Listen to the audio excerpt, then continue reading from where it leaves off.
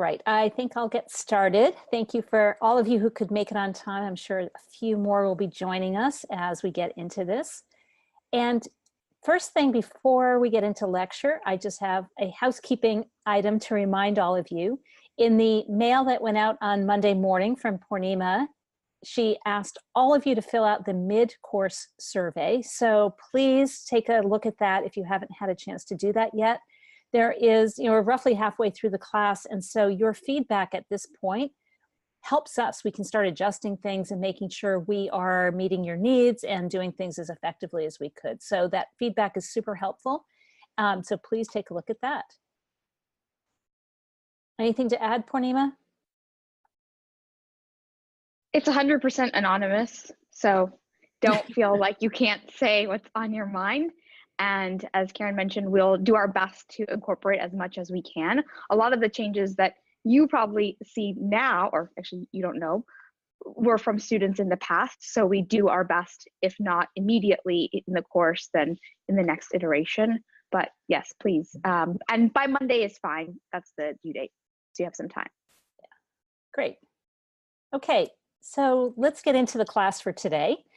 And I have to tell you before I even get started about advice I got early in my career about giving talks. And I think it was before the very first talk I was ever going to give. My boss at the time said, "Hey, Karen, giving talks is easy. You tell them what you're going to tell them, your agenda. You tell them your talk, and then you tell them what you told them, right? Your conclusion." And it's a pretty obvious kind of progression through your talk. And I followed that format for so long, for ages and ages and ages, until I realized there was a more effective way. The more effective way is to start your talk with a story before you start launching into what you're going to tell them. And so today we are going to talk a lot about storytelling as well as developing your talk from an outline and what should be in that outline, and then also some practice techniques. So it's a real fun talk, and all of this today is going to be helping you prepare for next week's lab, which is going to be on storytelling and developing a story for your 5-minute lightning talk. So let's just dive into storytelling, our first topic. Now, just for a minute or two, forget about public speaking completely. Just forget we're talking about public speaking and just think about a novel or a short story. And think about why we like to read novels and short stories. Maybe it's a story that starts with the phrase, "It was a dark and stormy night." When we read words like that at the beginning of a story, we become kind of curious about what's going to happen next. And we almost can empathize and put ourselves in the scene and wonder, like, if we were part of the story, would we be outside getting really cold and wet? Or would we be inside next to maybe a nice warm fire looking out on the storm, So we imagine ourselves, we empathize with that. And then we get curious about what's going to happen next. When the protagonist is actually introduced, what's going to happen? And why is it even important that it's dark and stormy, okay? We get engaged very, very quickly. It's almost like a hook to get our attention. And with storytelling, whether it is in a novel, a short story, or as a part of your talk, storytelling is so powerful for a number of reasons. One is, and I've put it here, is that it creates empathy with your audience, your readers. It creates empathy in terms of perhaps you are talking about a problem you faced, and they start taking that problem and solving it in their minds and thinking it over and noodling on it. And they become engaged with what you're about to say and the way you solved it, right? So if you just were to say something like, "I leveraged a mentor to grow my career." Well, good for you, but there's nothing for the audience to really do with that. But by contrast, if you say something like, "One by one, I saw all of my peers get promoted, and I felt kind of stuck where I was. So I decided to reach out to a mentor to get advice to unstick my career," right? when you start with a story like that, it's a little bit more like, yeah, what would I do if I were seeing my coworkers get promoted and I was feeling stuck? What would I do? So you give people something to empathize with and put themselves almost in your shoes. Stories also make us more relatable, to our audience, as well as basically the concepts we're talking about more relatable. You know, often, especially with our technical talks, we are talking about these abstract kind of concepts, maybe an architecture for something we've put in place, or a process that oversees something, or some new library that we decided to implement or extend or add to our stack, right? Often it's very abstract. But when we can tell a story about why, the backstory, the why did we go after that new architecture, that new API, that new whatever, we again make this abstract, otherwise abstract idea more concrete so that people can kind of sink their teeth into it and noodle with it and join you on the journey of trying to figure out how they would solve a similar problem. It's also, these stories are more memorable and repeatable.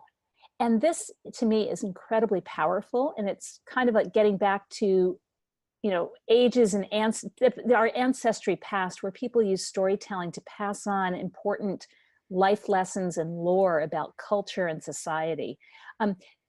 Stories are memorable and repeatable. And in present day, if we think about giving a talk, when you tell a story, chances are that's what the people are going to remember. And there's a good chance that they are going to be like walking out of your talk, and the next person they run into, they'll say something like, oh my gosh, Karen just gave a great talk on handling a whopper of a security breach. Let me tell you about it, right? So you give someone something to tell about your talk, give them a soundbite almost, or something more extensive. And you broadcast more of what your talk was about. Like, you get the word out more. So by giving people a story to share, you get to share your message and kind of amplify it even more. And as you may have seen in the Slack channel yesterday afternoon, I posted just a question of like, think about your favorite TED Talk, because TED Talks often have these incredible stories behind them that we do remember. So I just asked people to post what their favorite TED Talk was, or just to think about it and think about that story. And both Claire and Eileen responded, and I reached out to them ahead of time to ask them if they wouldn't mind sharing a little bit about the TED Talk, and specifically the story. So I'm going to ask Eileen to go first. And so Eileen, would you just tell us briefly, what was the story that, is it Maysoon Zaid shared in her talk? Tell us about it. Mason talked about what it was like to grow up with palsy in New Jersey as part of an Arab family, and how she wanted to be an actress, but because of her disability, she seemed more targeted towards being a comedian. And when I listened to this story, even though, I don't have palsy and I didn't come from an Arab background and I didn't grow up in New Jersey, like, I felt so connected with her, just so inspired and kind of rooting for her. And I found it so moving. Right. Thank you for sharing that, and definitely how you connected with her, even though you aren't like her. So it's a great example of that relatability.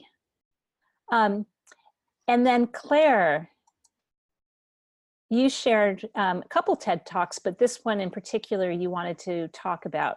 So can you tell us about the story that, is it Zhang shared in his TED Talk? Yeah, sure. I think he actually included a number of like mini stories along his talk. But basically, he did kind of a 100-day rejection challenge. So one of the story I remember was the story on day 2. It's called the burger refill.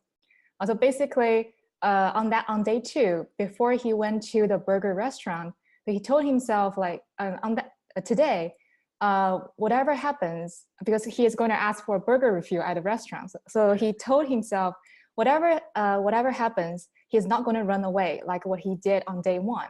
So he went up to the cashier at the end of his meal, and he asked the cashier, "Can I get a burger refill?" And the cashier said, "What is a burger refill?" So I actually, when I was listening to the talk, I had the same question in my head. And then this time he didn't run away. He kind of stayed engaged, and he kind of responded, well, burger refill basically is a drink refill with a burger. And then the conversation kind of continued. The cashier oh, we don't do burger refill here. And he said, oh, well, I really hope your restaurant can have burger refill in the future. Then I will love your restaurant even more. And then the staff was saying, oh, like maybe I can talk to my manager about this request, but sorry, today we don't really have this one. So what's funny about this story is he didn't really get what he requested, but what he has learned that day is, well, as long as you don't run away, that's the first step you need to take to overcome your own fear of rejection. Two reasons why it's so memorable for me, because I watched this talk probably a few years ago, probably 3-4 years ago. It's first because burger refill, the term is so strange. And then I had to think, oh, what is that? And then so kind of, it just triggers your curiosity to learn more. And the second is because kind of it's a story between his later kind of success moments and his previous kind of embarrassing moments. That's kind of the first step, the change moment. So that's why it's very memorable. Right. Thank you for sharing that. And what I love, not only, you dissected a little bit about why it's so memorable, which I really appreciate those points you made, but also let's step back and realize that this is an excellent example of you watched this talk a few years ago and you still remember the power of this story and you're sharing it with all of us. So this is that amplification, that ability to retell someone else's story because you heard it in a talk. And that lesson that he learned through that example, through that experience. So thank you very much, both of you, for sharing those. Okay, let's now transition to the various elements of storytelling that you can think about as you are developing the story for your talk. And one of these is emotion. Ideally, a story is going to evoke emotion, whether that is sadness, whether that is happiness, whether that is being uncomfortable about asking for a burger refill, for example, right? All of these evoke emotion, and ideally you want to bring your audience along with you. Whether that is something like, I'm trying to think of some other examples, but being angry about something, being frustrated. Think about an emotion you were feeling at the time and think about how you can relate this. And of course, a great way to be vulnerable is to evoke emotion is to be vulnerable yourself. Admit to how you were feeling in the moment, show that vulnerability, and get your audience to connect with you. Another element is humor. Now, you may, and we'll do a little show of hands, how many of you feel like, oh, the best talks have someone who starts with a joke or tells a joke during the talk? Does anyone else think that, or have you gotten that advice? Like, tell a joke. Yeah, a lot of hands going up. So many of people, when we are talking about public speaking, say, yeah, I got the advice, I should start with a joke. And that's fine if you are a funny person. But if you're not a funny person, this is a big challenge, right? And I am not a funny person, but when I can get my audience to laugh about something, it is like gold. You feel this connection. It is definitely something to try. Yet, humor can be tricky. So I'm going to share one of the secrets I use when I'm thinking about putting a little humor into a talk. I actually will try to tell somebody else's joke. And when Purnima and I give our talk on our book, we visit different conferences or tech companies and we speak about our book and share some of the best practices from the book just in a 1-hour talk. I have a section where I'm talking about stage fright, and I tell a Jerry Seinfeld joke during that section. I say simply like, how many of you have stage fright? People raise their hands. I say, I get it. In fact, so many of us have stage fright. And Jerry Seinfeld has this great joke that he points out that most of us would rather be in the coffin than giving the eulogy. Okay? And usually there's some nervous laughter. People are like, it's a good way to break the tension and get people to put their stage fright aside and realize that, okay, they're not alone. But that's my approach. I tell somebody else's joke, and it's not even the whole joke, it's just the punchline of a joke. So that can be one technique. But some other things, and I think we should look at comedians like Jerry Seinfeld and other people to think about how the best comedians end up finding the right humor to weave into their acts. One is that, well, this is like a thing they do that we shouldn't do. So it's sort of like an anti-best practice. Comedians are constantly making fun of people. If you've ever been in a stand-up club or watched the Comedy Channel, right? They are making fun of other people, whole demographics of people, whole classes of people. And when you are giving a professional talk, you kind of want to stay away from that. You don't know who necessarily is in your audience who might be offended by a joke. And so you really should, instead of making fun of others, make fun of yourself, if at all possible.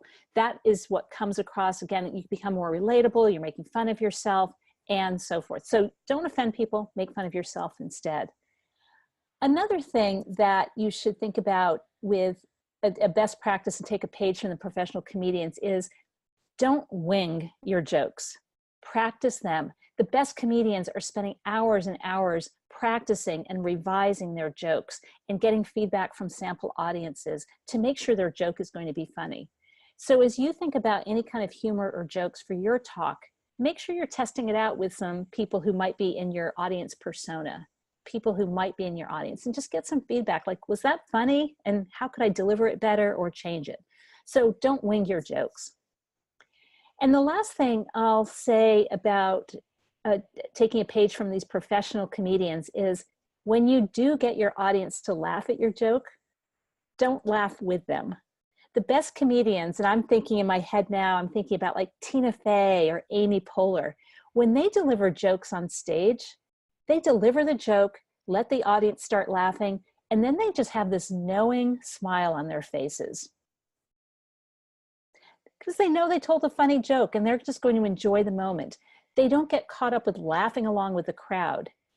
And by laughing along with the crowd, we sometimes can come across as being like, oh my gosh, I'm so funny, so I'm just gonna laugh along with everybody. Aren't I amazing? In fact, I did this and it didn't go very well before I learned this technique. During the TED Talk I gave, which is almost 5 years ago now, during my TED Talk, I wasn't planning to tell a joke, but I misspoke and some words came out that weren't put together the right way. And what I said was kind of funny, I have to admit, but it wasn't that was not my purpose. I just misspoke. And so what I said made the audience laugh, which actually was helpful because I realized I had misspoke, I'd made a mistake, and the audience laughed in kind of support of me. And so that was nice. But I also laughed and I was a little nervous. It was like a little bit of a release for me. And so I laughed as well with the audience. Now, in the moment, it seemed fine. But when I watched the video later, all you can hear at that point is me, like this loud guffaw coming out of my mouth. And you can't even hear the audience laughing. So for anyone who wasn't in the audience that day, if they're just watching the video, they're probably thinking, oh, Karen's just cracking herself up, right? It was awkward. It's still awkward for me to talk about that a little bit. So again, stepping back, if you can get your audience to laugh, don't laugh along with them, just smile and have this knowing kind of smile, like that was a good joke kind of thing. Use some eye expressions or just some smiles to convey that. Okay. And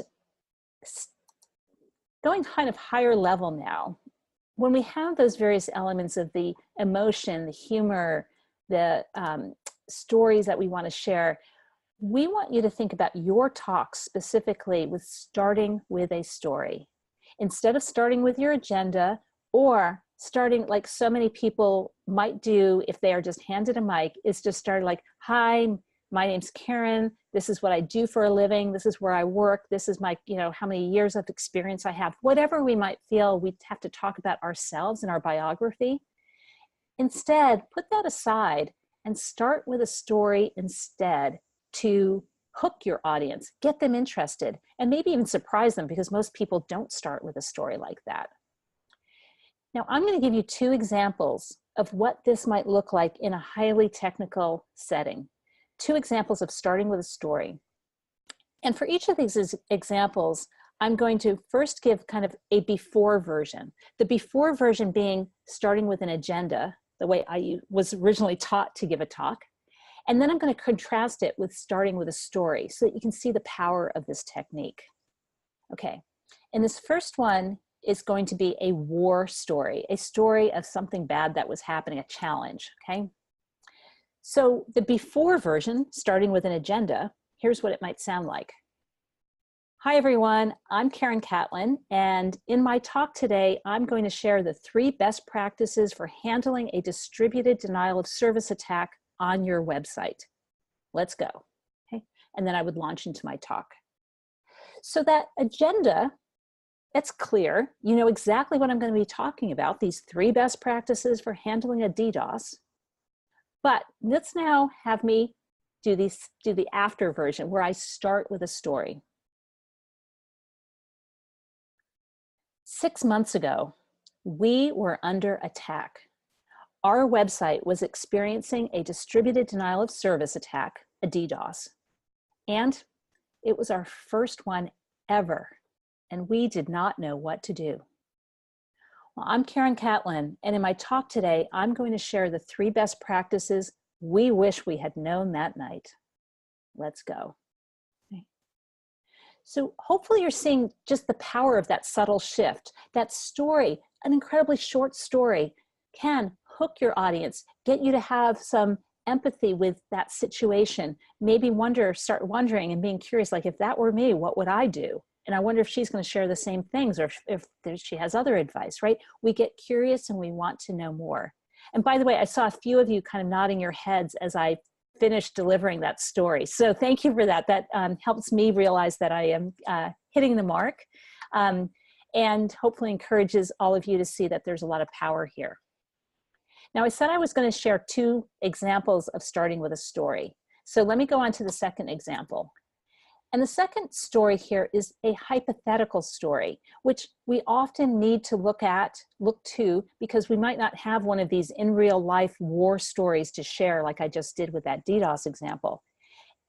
Or we might have highly sensitive information that's covered under some NDA that we don't want to be sharing on stage. Maybe it's about a customer or about some situation we can't actually talk about. So instead, try to come up with a hypothetical story that might start with the word imagine, right? Okay, so here's the second example. And again, I'm going to start with the before, the agenda-driven version of it, and then I'll go into a story-driven version.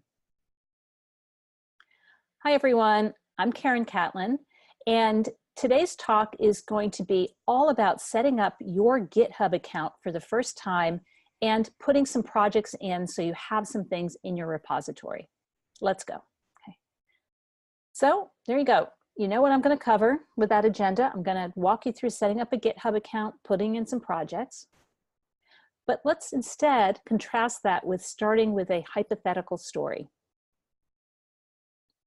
Imagine that you are applying for your first tech internship, and the application asks for your GitHub account, but you don't have one, and you are meeting with the recruiter in less than an hour. Well, no worries. I'm Karen Catlin, and in this talk, I'm going to walk you through setting up that GitHub account, bringing in some projects from your school experience, and you are going to be all ready for that meeting with the recruiter. Let's go. Okay. So hopefully you can see the power again of this, and we want you, I can't emphasize this enough, it's in the lab, but we all want you to think of a story, whether a war story, a hypothetical story, or some other story to start your 5-minute lightning talks. Something as brief as what I just did. Okay, and then a few more things to think about with the story, and what I'm going to kind of dissect what I just did with that DDoS as you're thinking about your stories. Stories usually start with a context. What's going on? What's the lay of the land? And so with the DDoS, it was 6 months ago, we were under attack. Okay, that's sort of the context. And a little bit more flavor about the context, you know, and our website was experiencing a DDoS. Okay, so that's the lay of the land. Then what's the challenge? The challenge in my DDoS story is it was our first one ever and we didn't know what to do. Okay, handling any DDoS is hard, but when you've never done it before, that's really the challenge right here. And then I didn't get into this, but you can imagine some possible solutions to this challenge that you might outline. And so it might sound like, you know, the experts will tell you that you should over provision the storage on your website, the capacity of your website to be prepared for a DDoS. Yeah, but we hadn't done that. You know, the experts will also tell you that you should set up an early warning system so you get ahead of the DDoS. Yeah, we hadn't done that either. Okay, so those are some possible solutions we might have considered. And then you can move in on your story to talk about some of the takeaways. The takeaways being things like the three things you wish you had known that night, the 3 lessons you've learned, the 3 things that you want the audience to know about your experience and what you're passing on to them.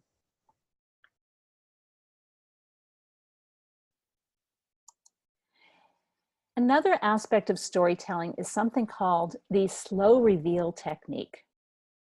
And what this is all about, and there's more about it in our book, but the slow reveal technique is you don't tell the whole story right at the beginning. You tell a little bit at the beginning, and then you refer back to your story maybe about halfway through a short talk, or at the end again, or if it's a very long talk, maybe at key points throughout the talk, and you reveal a little bit more. And so with that DDoS example, it might look like, you know, now it was 2 a.m. We'd eaten all the snacks in the kitchen, and our website was still down. Okay, so you re-engage the story, you refer back to it, you add sense of urgency or re-invoke that emotion you want your audience to have. And you go on to, you know, make another point.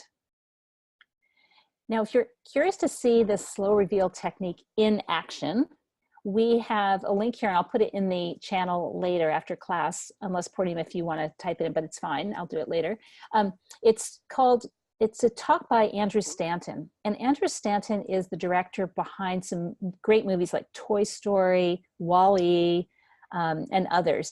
And so his TED Talk is about storytelling, which is kind of meta, but also he does this slow reveal technique himself. He talks a little bit about his personal experience in the beginning, and then as he proceeds through the talk, he keeps revealing a little bit more about himself and how that feeds into the whole message about the clues to a great story. So it's a good one to watch if you want some inspiration about storytelling and the slow reveal technique. Okay, another key kind of technique in storytelling is to underline and repeat a key message. And I say underline in air quotes because you're not actually underlining anything when you're on stage, but it's repeating it, emphasizing it, saying it over and over again, because that is going to help the audience realize that's an important message she's got to share, and they might remember that more than anything else you've said. So in my DDoS example, my key message that I might want to underline and repeat is that we were under attack and we didn't know what to do. And then, you know, halfway through, I might say it again, you know, we were under attack and we didn't know what to do. And then maybe later on, I might even mix it up and change the words, but the message is still there. Something like, remember, this was our first attack and we didn't know what to do. Okay, so you can mix up the words a little bit, add some variety to what you're underlining and repeating, but look for opportunities to do that with a key message that you want to convey. And we have another example, if you want to look at it after class, about this notion of underlining and repeating. This is Beth Dunn, and she gave a great talk. It's not a TED Talk, she gave it at a conference. And what she was talking about was how she became what she calls a writing god, from really not being a very good writer at all to being someone who does it for a living. And her key message, it's really cute. The key message is write like crap, but write every day. And she repeats that a number of times as she's talking about how that helped her and how she kept practicing the craft of writing. And then at the end, there's an interesting twist where she takes her key message, write like crap, but write every day, and applies it to something else in her life, which was weight loss. And her key message, she shifts it to be run like crap, but run every day. And it is so cute and memorable and powerful. So again, here's another example of a story a video that you might want to watch to see this in action and see how powerful it can be. I'm going to take a brief pause here because I see something in the chat. Yep. Yeah, Tony, I think Tony's got a question. yeah. Tony's saying, can we talk about underlining for a 5-minute talk? Yeah, Tony, you want to come off mute and share a little bit more? Sure. I have to give a talk about my career journey and why I'm in tech. And I have to do that next week. And I don't really know how to underline and repeat without feeling like every 30 seconds I'm saying the same thing and then also taken away from my story. Yeah. How long is your talk? 5 minutes. Oh, it is 5 minutes for that one too. Okay. I wouldn't say to do it every 30 seconds, but in a 5-minute talk, maybe you're saying that 3 times. I don't know if that helps. Maybe, yeah. Okay. Yeah. Maybe it's also could be, I don't know if you already have a title of your talk or if that's still something you're working on, but your key message could be part of your talk, your title. And that could be the first time you introduce it and then you refer back to it. It's not that formal, so there's no. Okay, there's no title. Yeah, it's just more casual. Yeah. Okay. So don't if you're feeling like it's going to be too over the top, then scale back. I mean, trust your instinct on this. It just can be an incredibly powerful approach. You know, I've given talks before about my career journey, and I've used the catchphrase almost of step outside your comfort zone because it's where the magic happens. And I was able to give a number of examples, for example, and that was just relevant to me as someone who is normally, actually, Tony, can you go on mute? I'm getting a lot of Sorry. noise. That's all right. For someone like me, I tended to be very risk averse earlier in my career. And so stepping out of a comfort zone, and that's where the magic happens. It was just a great kind of overlay to my talk, and it tied together these otherwise very disparate pieces. So I would encourage you to try it for a career talk, but don't overdo it. Yeah. Thank you. Okay. Let's move on. Feel free to ask more questions if anyone else has questions, and we'll get to them in the Slack channel. And I'm going to move on now to developing your talk. And again, with all of this, it's applicable to any kind of talk, but definitely be thinking about your 5-minute lightning talk.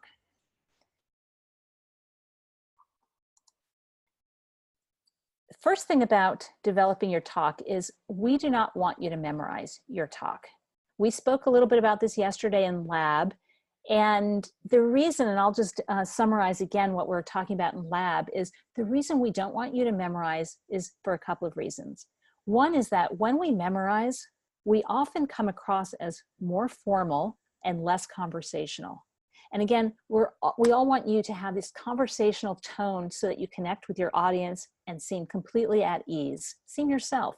So when we memorize, we just tend to be a little bit more formal. It just happens. So but the other reason about not memorizing is that if we do memorize and then we forget one key word or key phrase, it throws us off completely. We almost get like a writer's block, and we get a blank slate there because we don't know what that word is that we were supposed to say and what comes next. I want to tell you, I have watched people give talks on big stages, videos and so forth, and I can tell when they have memorized it. It's a little bit too perfect, and it's a little bit stilted. Like there are points where people lose their train of thought and they just can't get back on track. So we really encourage you not to memorize. But that said, there's a caveat. And the caveat is we do recommend you memorize maybe the first line or two, the first 15 to 30 seconds. Think of it that way for a talk. And as I mentioned in lab yesterday, that's because at the very start, this is when your nerves tend to be the worst. They are out of control. And so if it helps you to have something that you've memorized that you can just launch into as you find your groove and get more comfortable with being the center of attention, that's fine. And I'll tell you, I do this myself. I don't tend to get nervous anymore when I'm giving talks, but I do have little mini freakouts, especially in the middle of the night before I give a talk. If I don't know how I'm going to start my talk, I have a little freak out. Like, so I want a good night's sleep. And so I make sure that I've actually memorized my talk. I've practiced that number of times more than the rest of the talk, so that I know I can just get up there and start with what I want to be saying and come off strong in the beginning. And then, as I said, find my groove. So as you're practicing and working on your lightning talk and your outline, think about writing out the exact words you want for that beginning. The other thing, some of you may be really comfortable with writing, like, I want to write out what I'm going to say. And I'm like that too. There are certain turns of phrases or certain ways we want to talk about things, or certain points that if we say it this way, it's going to be incredibly strong.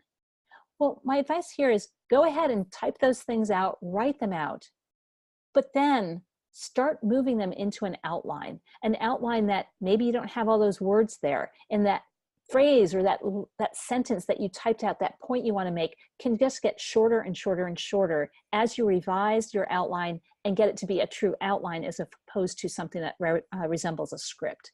So if you are a writer, you feel more comfortable writing those things out, it's okay, but get down to an outline, and the shorter the outline, the better. The outline structure, I mean, we all know what an outline is. You can have as many levels of indentation or bullets or whatever that makes you feel comfortable. There's no like standard here, there's no formula. But think about different elements that you might want to put in that outline. For example, in a 5-minute lightning talk, there isn't time to do a lot of this, but there might be some time for audience engagement. So put actually in your outline, I'm going to ask for a show of hands at this point, you know, show of hands and whatever question you might ask your audience. That's okay to put in there. In fact, my approach when I'm writing outlines is I color code certain things. And in fact, I color code in red where I want to ask people a question in my talk, because sometimes I get kind of caught up and I just keep going and I just deliver my talk and I forget to actually ask the audience the questions I had been thinking about. So I actually put them in a red text in my outline so that stands out. And it also becomes kind of a visual reminder for me as I'm looking at my overall outline and thinking, do I have enough audience engagement for this talk, for this audience, and so forth. And if I don't have enough red sort of sprinkled throughout my outline, I know it's kind of a problem. And you can also, well, I'll just leave it at that, the different outlines. Can we see one of your color-coded outlines? Sure, I'll show it at, can I show it right now? I'll show it, I'll find one and share it that is a good one to demonstrate this color coding. I'll also color code, I forgot to mention this was the other thing, I'll color code a key phrase that I want to underline and repeat. So I'll do that often with yellow highlighting. I don't know why, it's just what I've chosen. So that is a reminder of here are the places that I can repeat that key message. And again, I get to step back and make sure that there's enough of that yellow highlighting. Now for a lightning talk in particular, here's an outline you can start with as just your starting point and think about how you want to add more detail to this outline. But you want to start with a story. In case you didn't hear that already, that's maybe a key message of today's class is start with a story. And then you want to preview the 1 or 2 takeaways. This is the equivalent of your agenda for your lightning talk. You just want to give a little preview about what you're going to be talking about, what you're covering. And a lot of you did this in your pitch. You then want to actually get into the meat of your talk, the body of your talk, and explain more about those takeaways, elaborate on them, get into more detail. And then, of course, you want to get to your conclusion, maybe referring back to your story about how what you have just shared had solved that problem or addressed the need, whatever it is that your story is about. And last but not least, it's great to have a call to action. A call to action, you know, people have just heard this great talk by you, and what do you want them to do because they've just heard you give this great talk? Is your call to action for them to go and take some action in their life, at work, whatever it is? Or maybe it's something even like, well, go to my website, and then you can give the URL, you know, go to my website to download more information about this, or to download a handout with more detail, right? Or maybe it is connect with me on Twitter. I would love to continue the dialogue there, right? Think about just some call to action that people can take. And even though we're just talking about calls to action here in class 3, you know, many of you have gotten this feedback already, and you even got it with your desserts. The desserts, the first lab, some of you were just like, you know, thanks for listening or something like that. And we're like, how about a call to action? Like the next time you're in the Mission District in San Francisco, go check out the bakery that has this dessert, right? So think about, again, for your lightning talk, what the call to action is that you want people to have. Okay. Any questions about this, about outlining and so forth before I move on to the next topic? You can come off of mute or type it.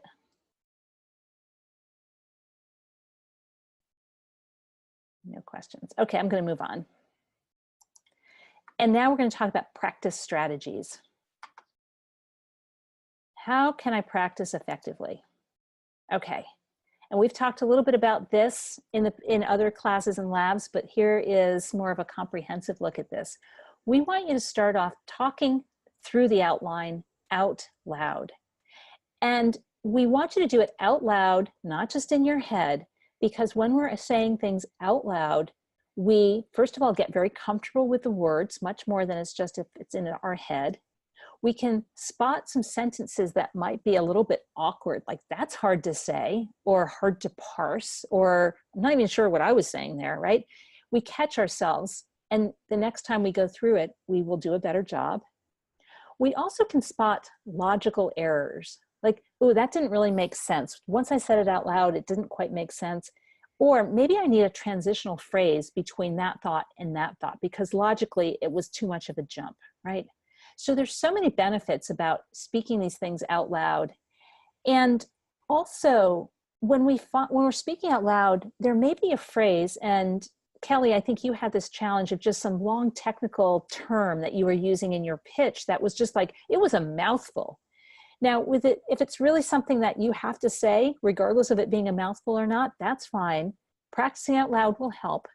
But if it's a word that is just hard for you to say because of whatever, maybe you're not a native English speaker and you're speaking in English and this word is hard to pronounce, or maybe it's just not something that's part of your regular, everyday conversational language, you can decide as you practice it out loud, it's like, I think I should choose another word there, a word that's easier for me to remember and pronounce and say. So practicing out loud has so many benefits. And as you practice out loud, we of course over time want you to wean yourself off the outline, whether that's getting your outline more and more compact as you go, or actually just at some point putting it aside. This is the goal. The goal is to get to the point that you can give your talk conversationally without having that outline in front of you.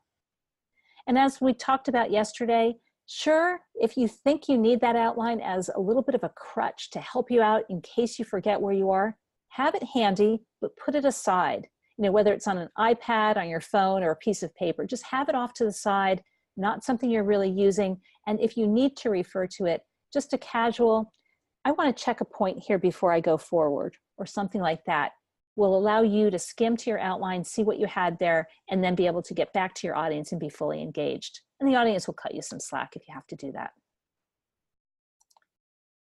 We also, and in the book, there's more detail about this technique of getting by with a little help from your friends. And so the whole practice strategy is multi-fold, multi-step. The first step is this practice out loud alone, just to get yourself comfortable with it. The next step is to record yourself. Record yourself, which is, you know, everyone's getting a little bit more comfortable, I think, through our labs, but record yourself and then do two things. First, watch yourself give that talk with no sound. By watching yourself and not even listening to the words coming out of your mouth, you will catch if you're doing kind of repetitive tics with your hands or fixing your hair a lot, or something that is a little distracting to your audience. Maybe it's using repetitive hand gestures a lot, right? You will spot that, see it, and you're hyper-focused on just your body language as you're watching it, not the words that are coming out of your mouth. And so this will help you then go, as the next time you practice it, you will self-adjust and correct for some of those otherwise repetitive or distracting gestures and movements. Then we want you to take the same video and listen to it, but don't watch it. So you can like close the window down or just turn away from your computer or whatever, but just listen and don't bother looking at how you look. Listen to the words and look for those like logical errors or places maybe that you were too fast or places you can pause to have more of a dramatic effect and let your audience catch up with you, right? Look for all those things. And again, you'll be able to self-correct. It happens.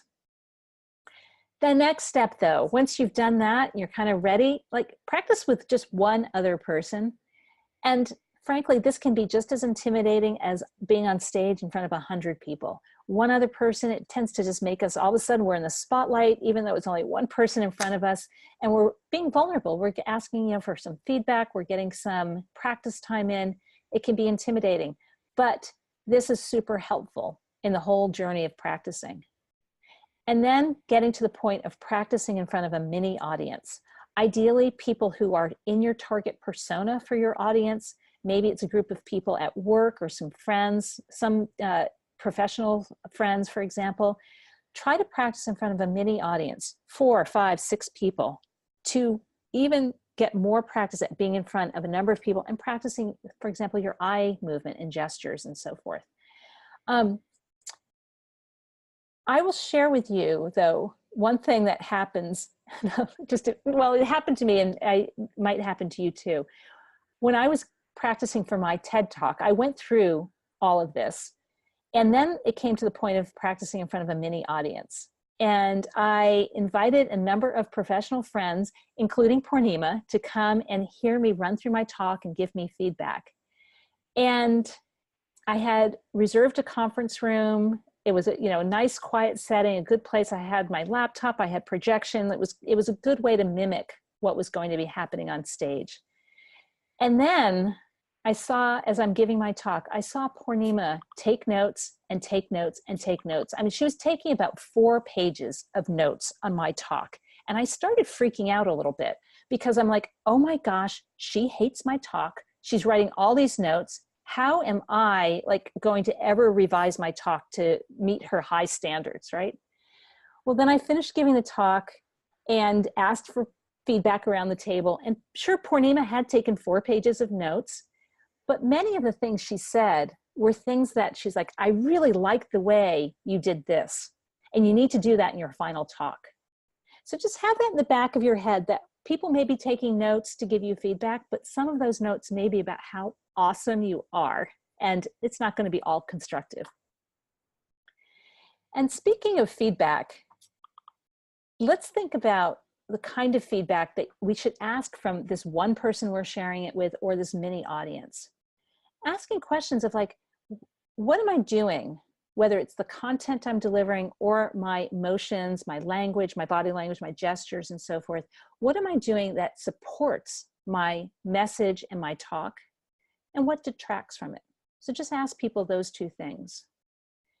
And second thing I'll share is most people, when they're giving you feedback, will be telling you, can you add this? Can you talk more about this? What about this idea? Like they will have all of these things that they want you to add to your talk. And we often have time limits on our talks. And for this, you know, the 5-minute lightning talk, we're going to cut you off at 5 minutes. You can't go any longer. So as you are soliciting feedback, ask people specifically, like, tell me what I can cut from this talk, because they will be tempted to tell you what to add. And by the way, most people, and it's like if you think about conferences you've been to, it's always fine if people end a little bit early. It's always fine to have a shorter talk than advertised, because then you have more time for Q&A or more time to just you go out and enjoy the rest of the conference, network, and so forth. So it's okay to be a little bit under. So ask people what you can cut. The other Karen, thing. Sorry, Karen, I'm gonna. Yeah, go ahead. Oh, I'm sorry. I thought you were done with your bullet. You know, finish your bullet, and then there's a question on Slack. Okay, I'm just going to talk about the 3rd bullet here, which is you can ask your mini audience about what questions you can expect. So you're not going to do Q&A for these 5-minute lightning talks for this class, but if you're doing a talk for another event, company meeting, team meeting, whatever, chances are there will be Q&A. And it's great to ask your mini audience, like, hey, what questions do you think I'm going to get? And by having those questions identified ahead of time, It's not like you have to go back and revise your talk so that you address all those questions. Instead, just prepare yourself and practice a few answers to those questions. Like even outline a few bullets that you might use to answer those questions. Because if you do get those questions, you'll be like totally ready to answer it, to come across calm, cool, and collected because you expected that question and you have a nice answer kind of pre-prepared. So think about asking your mini audience, what questions do you think I'm going to get? And then spending a little bit of time preparing them. Okay, so Ashley's asking, I'm just checking Slack here, what's the balance between not using an outline and memorizing? Does the outline wind up being memorized? Ooh. Purnima, you've had a few more minutes to think about this. Do you have an answer? Or do you want me to just Sure. talk? No, Thank you. Yeah, if you want, I can. So the idea behind the outline is you get comfortable speaking about the topic, but you're not scripted. And I think a lot of times people struggle from writing out a talk and then memorizing it to then delivering it. So they're thinking about what's my next line, right? Instead, you want to move away from that and you have a general sense of like what you're going to say. As Karen mentioned, maybe you even have certain points written down or phrases if you're underlining them. But overall, you have not memorized every single word and you're not thinking about the next line, the next line, the next line. The reason we recommend doing this, one, again, so that you don't feel like you have to be thinking about the next line and you're present in the moment. But the second is you'll notice if you decide to give this talk in front of a brand new audience, or maybe you need to take a 5-minute talk and make it into a longer form talk, you then have the opportunity of building upon it and you're not kind of stuck in the framing. Or if you are presenting to a different audience and you want to maybe address some of their needs as you're speaking, you can kind of pause and go off script because you don't have anything scripted, right? You're not beholden to anything. You might say, oh, I had originally developed this talk for everybody in tech, but today it looks like I'm just speaking to engineers or product managers. And let me put on my hat around what are their specific needs. And so as I'm delivering this talk, I can add a little bit of icing to what their specific needs might be. Does that make sense, Ashley?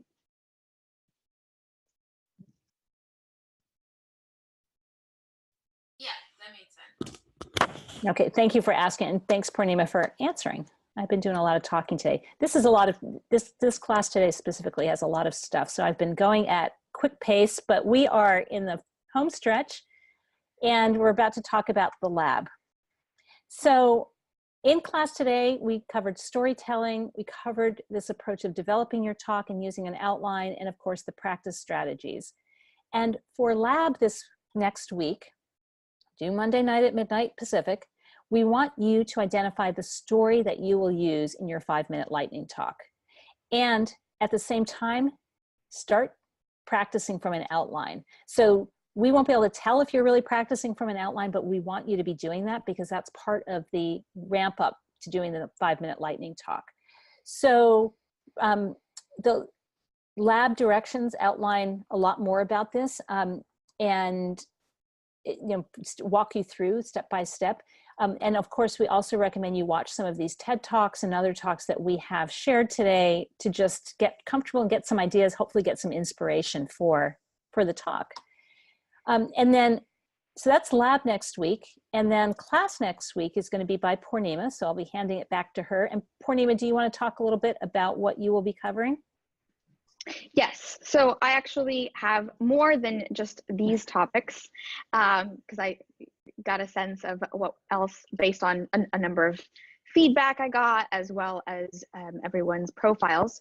I will definitely be covering brevity and slide design. In addition to that, I'm going to be talking about how to explain those tough concepts, whether they're technical or business oriented. So we'll dive into that. We'll talk about the through line or the theme behind your talk, how to connect your initial story to the theme of what you're talking about. Also cover transitions, how to come up with some seamless transitions so that when you're going from one point to the next, it doesn't feel jarring or stilted. And then we'll spend a little bit of time on the difference between a short form talk, like your lightning talk, and then maybe how you can expand upon it to do a longer talk or a workshop. So hopefully that will cover a number of topics. It is going to be quite a meaty class, and I may not have time to do an exercise. However, what I'll do is if we don't have time to do the exercise, I will include the recording from the previous year's exercise that I did. It's on brevity, and we actually took an 8-minute talk and condensed it to 5 minutes. So if you're curious how we did that, I'll make sure that I include it if there's not enough time during lecture next Friday. Yay, it's gonna be great. So we have 5 minutes left now. If people have any questions about what I've covered or anything, we're happy to move to a Q&A now. And I see Nikki's asked a question, should the story for lab be the same as the pitch we did? So the same, it means, so the pitch was for your 5-minute lightning talk. The story you're doing for lab this next week should be for your 5-minute lightning talk. So unless you've decided to like ditch the pitch that you did last week and come up with a brand new topic, this should all be on the same theme. So whatever you're pitching, you want to have a story that is going to go along with that. Hopefully that answers your question, Nikki.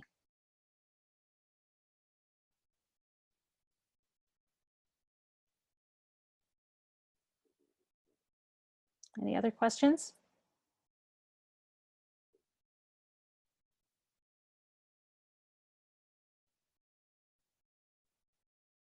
Okay, it's pretty quiet. Yep. I see one coming from, maybe from Taylor. We'll hang on here.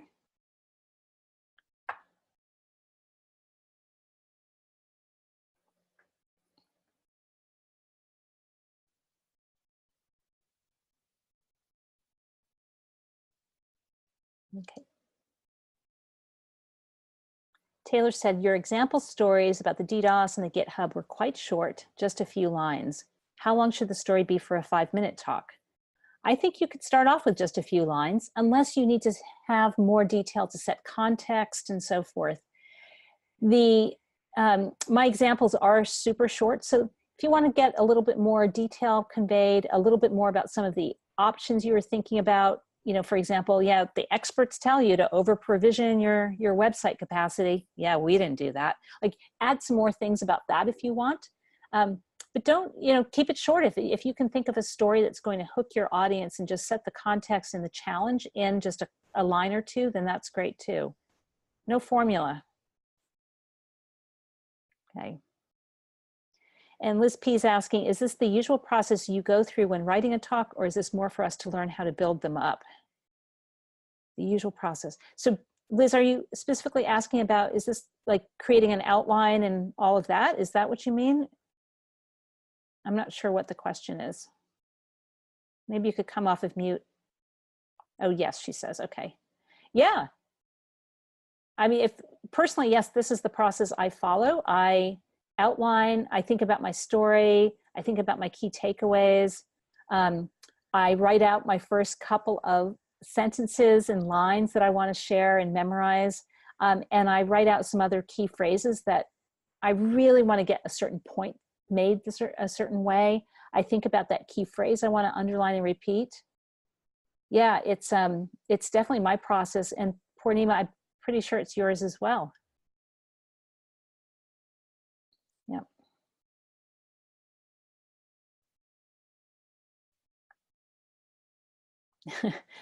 Yep, Purnima is saying, we only share what we know has worked. Yes, we've lived through all of this ourselves firsthand, definitely. Okay, I think we'll leave it at that. I'm happy to stay online a little bit longer if people have additional questions, but it's the top of the hour, so I want to let folks go. Have a great weekend. Start thinking about your story, and I can't wait to see what you're submitting next week. Bye-bye.